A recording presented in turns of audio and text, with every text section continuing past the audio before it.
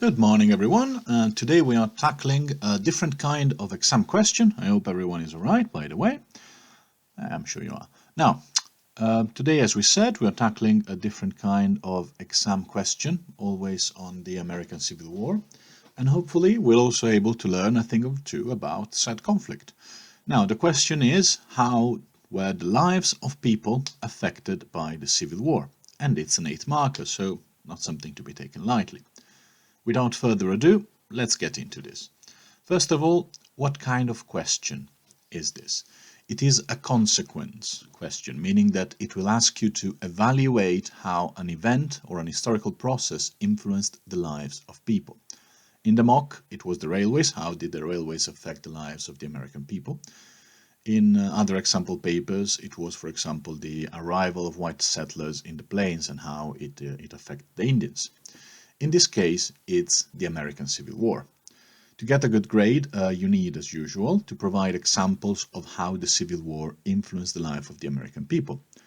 It is also very important that you, A, connect the examples to each other. Nothing in history happens in a vacuum. B, provide a general argument, like a general theme, to your explanation. In the model answer, for example, I decided to go with the industrial nature of the Civil War as the key to explain its consequences. Another key you might use is slavery. How did the fact that the war was essentially fought about slavery and how did it influence people?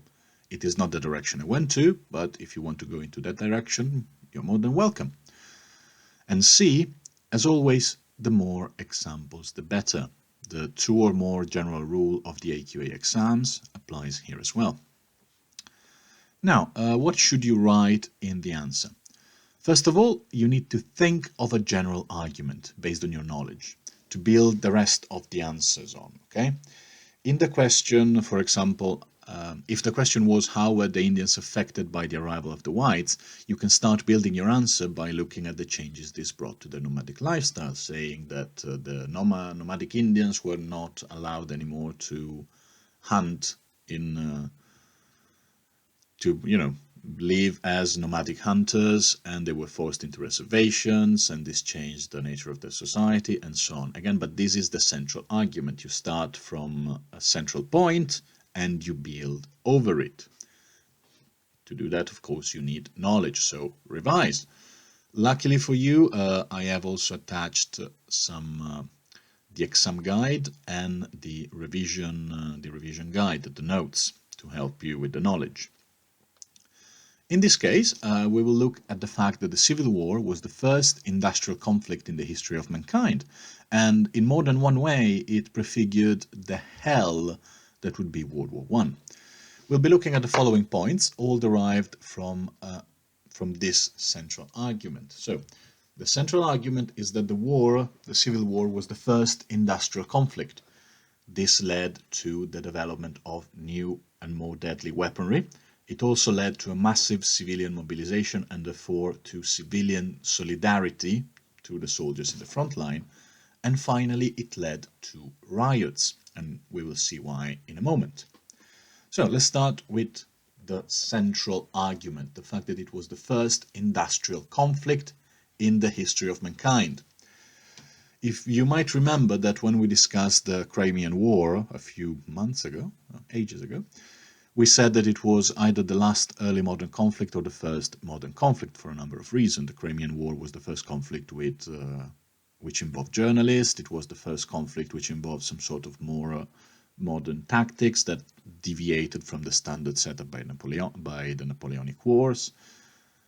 And it's still doubtful because the Crimean War still sort of belongs to that age of warfare. The Civil War doesn't. The Civil War is clearly the first industrial conflict in the history of mankind, done during a period of industrial expansion and production with industrial weaponry and a lot of other things. So, what do we mean when we talk of an industrial conflict? As always, entire books could be written about it, but in essence it means three things. First, three things that are connected to each other. First, new production technology allowed deadlier weapons to be designed and mass-produced, for example, the rifled guns. Two, The possibility of fielding larger armies that are better equipped soon turns into an actual necessity. If you don't harm hundreds of thousands of people with the latest technology, your neighbor will, and you will get invaded. Franco-Prussian War style. Armies of the late 1800s go from being relatively small bodies of professionals, as they were in the 1700s, to being absolutely huge organizations, often numbering millions of conscripted soldiers. Conscription is when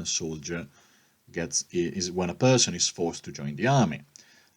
Britain doesn't have it, and yeah, the only country actually, yes, this is a good point, the only country that did not go through this process of forced conscription of massive amounts of people was Britain. There is a number of historical reasons, including the fact that Britain did not have anything resembling the French Revolution, which started this trend in Europe, but also, and I think essentially, because the Royal Navy nullified the danger of being invaded in the home islands, okay? The national territory was not under the danger of being invaded by more aggressive neighbors, and therefore Britain could maintain a professional army well into 1916, I think. 1916 is when conscription was introduced, but I might be wrong. Therefore, okay, so we got new production technology that allows more weapons. We got massive armies being fielded by essentially every advanced and industrialized country. And three, these massive armies need a larger proportion of the civilian population to do their part for the war. Okay, more people who are not actively fighting were required to, in some way, in some shape or form, contribute to the war effort. If you asked an Englishman during the 7 Years' War in the 1750s, so a century before the Civil War, if you asked them if they were doing their part for the war, he would have looked confused and possibly laughed. What do you mean doing my part? I'm living my life. The war is something the soldiers do, and I'm doing my thing. There is a war, yes, but yeah.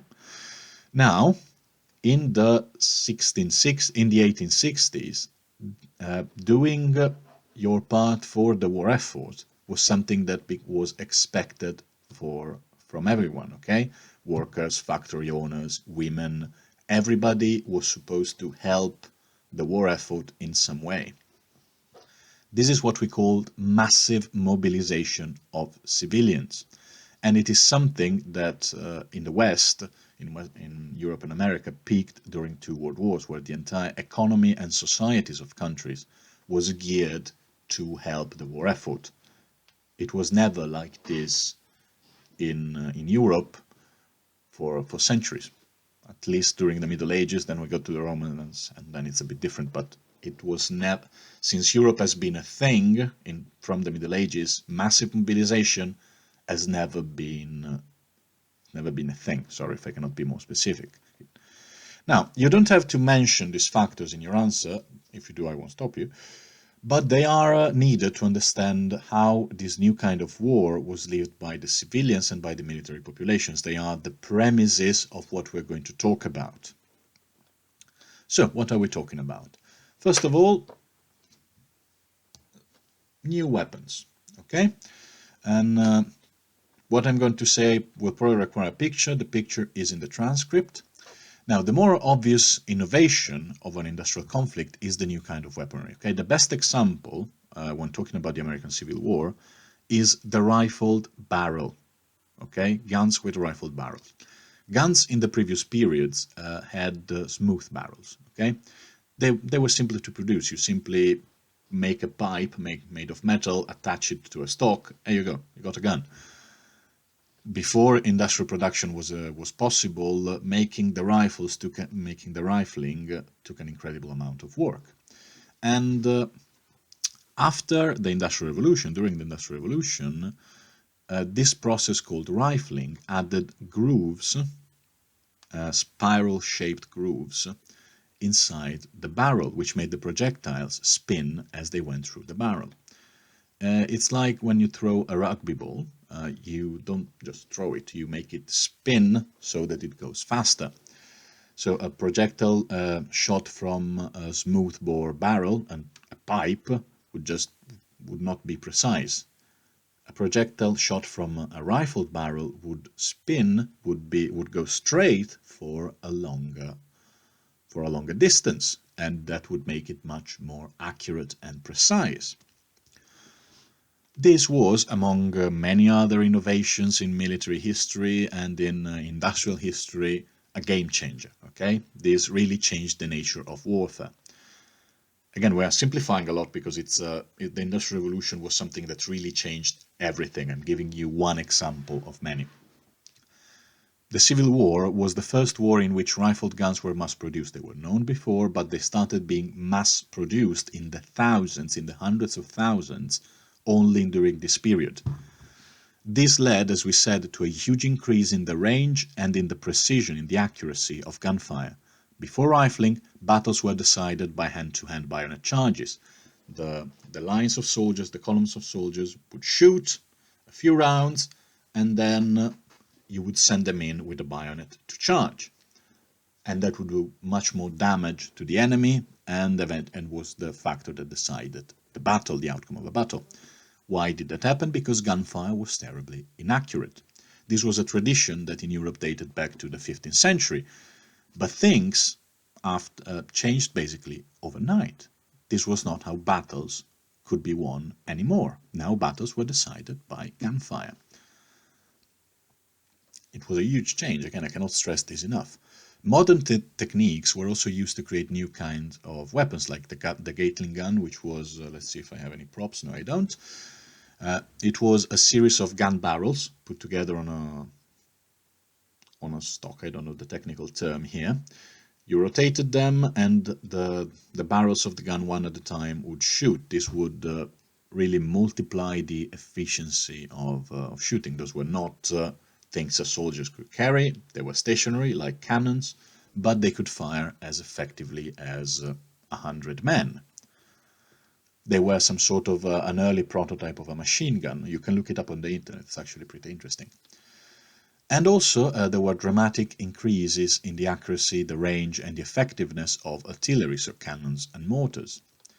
Generals and commanders, however, kept using the same old tactics that worked for Napoleon and Wellington in the early 19th century, 50 years before, and they kept ordering massive bayonet charges against the enemy. And even though the enemy was armed with these new, more effective rifles that could actually stop those charges, the effects were absolutely devastating. This, together with the massive conscription of hundreds of thousands of soldiers, contributed to make the Civil War the conflict with the highest absolute number of American casualties, not relative, absolute. It's got more American casualties than both World War combined and the Vietnam War. Okay, so World War I, World War II, the Vietnam War, all three combined killed less American people than the Civil War. Why? New technology, asymmetry between tactics and new weapons. So you got new weapons but all tactics. And what was the third point? Massive mobilization. There were simply more soldiers involved in the war. Now, let's talk about civilian mobilization and civilian solidarity, how people not in the front line were affected by the Civil War and by what this new industrial conflict brought to the fore. First of all, with most men being conscripted, in America they call it the draft, because they draft your name, essentially, and if you get picked, you don't win anything, you just become a soldier. Now, since most men were being drafted into the army, many women were forced to gain some form of economic independence, which in the long term helped the emancipation of women in America. Also, the fact that almost every family had a relative who was fighting in the army also meant that the civil society, that is, all groups of people that are not the government, the state. So if you get a tennis club, that's civil society. If you get one of those community outreach groups, that's civil society. If the state gets involved, that's not civil society anymore. Now, civil society wanted to do its part to help the country. In the north, many women started gathering together in sewing circles, groups of ladies who made clothes and quilts and sold them. With the profit, they would buy medicine, food, and make care packages for the soldiers. Why is this important? Because war was not something that happened elsewhere anymore. It was not, as as we said in the example of the Englishman in the 7 Years' War, it was not something that, yes, the army is going to take care about it in France or wherever. Every family, wherever they lived, became involved in one way or another. You could be in Michigan, thousands of miles away from the front line, but you still needed to get involved in one way or another, because all the economy of the country started to be mobilized for the war effort. This was absolutely unprecedented in American history. Okay, it's the first time this happens. In Europe, it happened with the French Revolution, and there are a few other examples, but in America, this is the very first time. And is also one of the reasons, the fact that every family in the continent was involved in one way or another, it's also one of the reasons why the scars of the war are still felt to this day. Now, about riots. The sewing circles sending care packages to the soldiers in the front line paint a very idyllic and nice picture of a happy nation doing its best to get through the harsh time of the Civil War altogether. It couldn't be far from the truth. The war was, for many, a disaster. Many people lost their parents, lost their relatives, lost their jobs. It was an absolute disaster. And they weren't ashamed to manifest the discontent publicly. They were not ashamed to protest. They could use non-violence or violent revolts. Now, since non-violence is nice and all but doesn't really make the headlines, we'll focus on two kinds of violent riots: draft riots and bread riots. Draft riots were caused by European, mostly Irish, immigrants who refused the system of obligatory conscription. The draft, they refused to join the army, essentially. And in 1863, the date is important, they started a violent uprising in New York and in the other Boston. These riots quickly turned into race riots, riots against black people, for a simple reason. In the same year, as we said, in 1863, Abraham Lincoln had issued the Emancipation Proclamation. This stated that all slaves would be freed at the end of the war.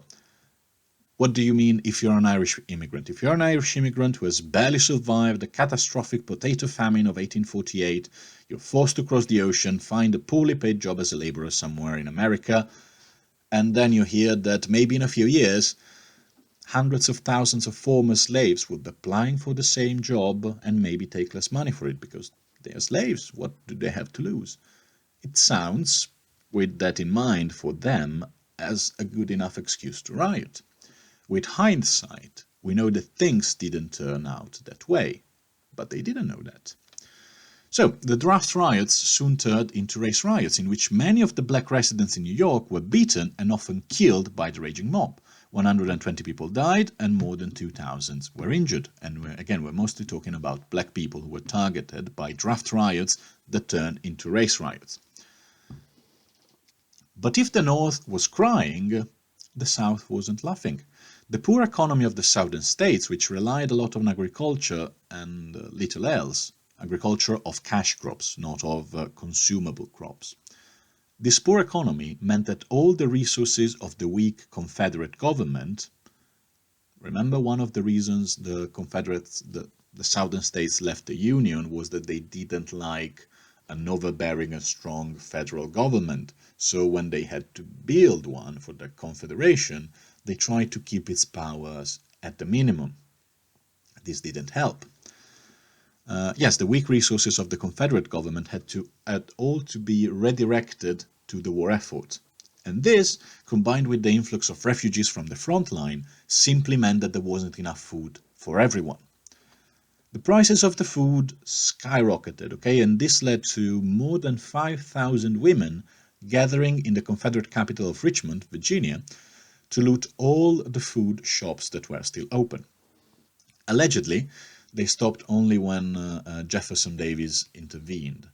There is this story where he sees these women, goes on to some sort of fountain, opens his wallet, throws the money in the wallet to the mob and tells them, "Go, this is really all the Confederacy can give you now." And this is the story of the Richmond bread riots. Southern economy completely redirected to support the army, unable to provide any form of support to the civilian population. So, those were the three main points of the answer, all deriving from the same central point. It was an industrial war, therefore new weapons, therefore civilian mobilization and solidarity, therefore riots. Now, let's move on to the model answer. What does a model answer look like? Since the American Civil War was one of the earliest industrial conflicts in human history, the lives of people were affected in multiple ways. The soldiers were forced to face modern weaponry using outdated techniques, while the civilian population tried to show solidarity to them by raising funds and sending provisions. However, mass conscription and the lack of food caused riots both in the northern and in southern states. The Civil War is often seen as the testing ground for the First World War. Napoleonic tactics, designed to be used in conjunction with old weapons like smoothbore rifles, smoothbore muskets, and early 19th century artillery, were still used on the battlefield, even though the introduction of modern weapons such as mass-produced rifle guns, Gatling guns, and more advanced artillery had made them obsolete. This caused a massive increase in the mortality rate of Civil War battles, which to this day remains the war with the highest number of absolute American casualties. Meanwhile, the population of both the South and Northern states was massively mobilized into the war effort. Women in the North created sewing circles where they would produce and sell handmade quilts. The profits of these sales would be used to buy medicines and care packages for the soldiers in the front line. This was a hint of what total war mobilization would look like in Europe during the First World War a few decades later. Not everyone, however, was happy with this massive mobilization. In several cities of the northern states, such as Boston or New York, numerous recent European immigrants started large-scale uprisings against the forced conscription into the army, which would turn into race riots as they feared that the free slaves were going to take the jobs away. The South had different problems. The lack of resources meant that the Confederate government had to spend all its revenues to feed and supply the army, leading to massive starvation in numerous cities. This caused a number of bread riots in Virginia as crowds of women gathered and began to loot all the shops that were still selling food.